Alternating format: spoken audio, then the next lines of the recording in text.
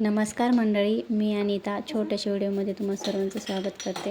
रात्री बनवली होती मिसळपाव आणि ते श्री मदत करत होता. मदत करता करता लसूण खात होता की हे काय आहे म्हणून म्हणलं खा लसूण आहे. तर त्याच्यानंतर मी कुकर लावला.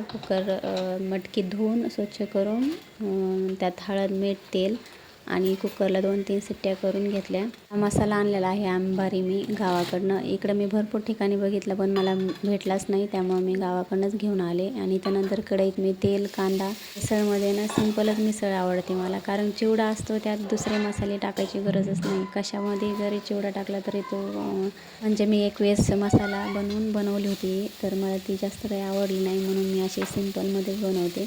इथे मी थोडासा मसाला काढून ठेवला आहे. मला असं वाटत होतं तिखट होईल म्हणून मी काढून ठेवला, कारण की श्रीचे पप्पा तिखट खात नाही जास्त. आणि इथं साईडला भात बनवायला ठेवला आहे, कारण की इथं मिसळपाव जरी बनवली, वडापाव जरी बनवला तरी आमच्या इथं भात बनवतात. भात लागतोच खायला. आणि तर रेडी आहे मिसळ.